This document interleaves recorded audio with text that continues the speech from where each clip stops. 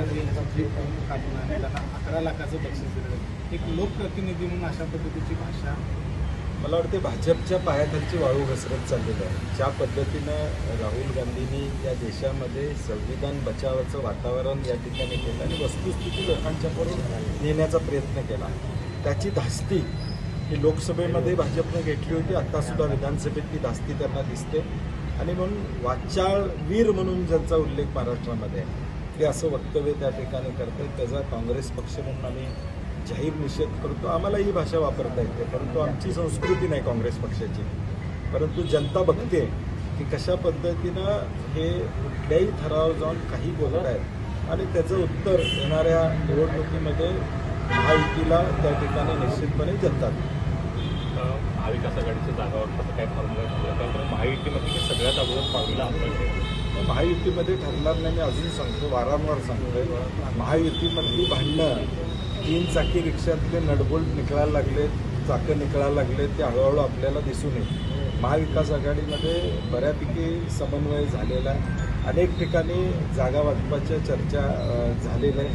अगदी 100-1 जागा शिल्लक राहिल्या असतील चर्चा करायच्या, परंतु लोकसभेवेळी देखील बघितलं आपण 48 जागाचं वाटप आमचं व्यवस्थित झालं. किंबहुना आता महायुतीतले शिंदे गटाचे प्रवक्ते सांगतायत की लोकसभेसारखा गोंधळ करू नका, जागा वाटप लवकर करा. मग कुणाचं थांबलेलं आहे जागा वाटप? महायुतीचंच थांबलेलं आहे. मग आमच्यात कुठलाही वाद नाही. तर तिसरा पक्ष आल्यामुळं, तिसरा गट आल्यामुळं उलट त्यांच्यात भांडणं जास्त.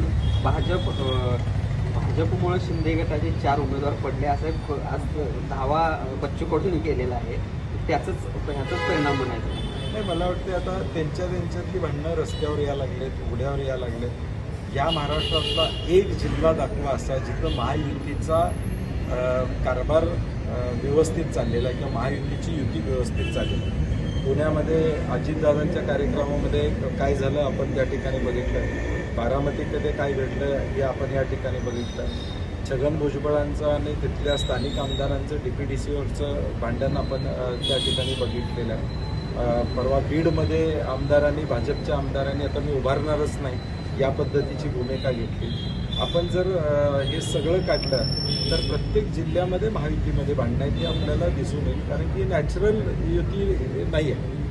राहुल गांधींच्या विषयामध्ये हे केलं जाते महायुतीकडून की ज्या राहुल गांधींनी मोठा नॅरेटिव्ह लोकसभेच्या वेळी सेट केला संविधान बदलणार म्हणून, आणि तेच राहुल गांधी बाहेर जाऊन संविधानाच्या विरोधात असलेलं आरक्षण रद्द या देशामधल्या भाजपच्या 5 खासदारांनी ऑन रेकॉर्ड बोललेलं आहे की आम्ही घटना बदलणार.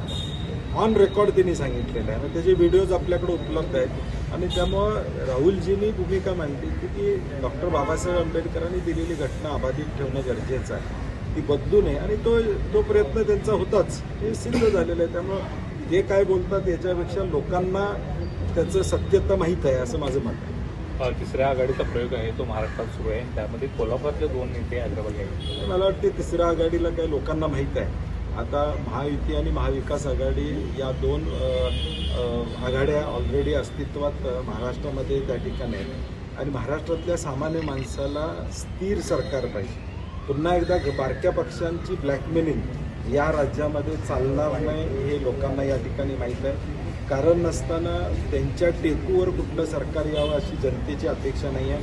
आणि म्हणून मॅन्डेट जो येईल तो महाविकास आघाडीच्या बाजूनच आमचा मॅन्डेट निश्चितपणे सामान्य माणसं देतील. वंदे भारत आज ट्रेन चालू होते. कोल्हापूरचा दळणवळणच्या दृष्ट्या विकास चांगला होता अशा पद्धतीचा दावा खासदार करते. हरकत आता देशभरात वंदे भारत या ट्रेन सुरू सगळीकडेच त्या ठिकाणी होतात.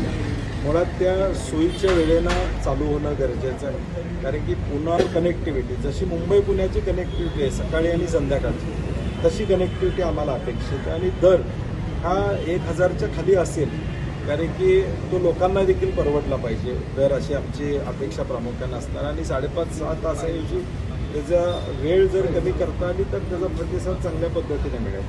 आणि वंदे भारत चालू करत असताना या देशातल्या इतर कुठल्या ट्रेन बंद केल्या याचा हिशोब मांडणं गरजेचं आहे. म्हणजे एक सुरू करताना जुनं बंद जे करण्यात येतं ते चुकीचं आहे असं आमचं मत आहे.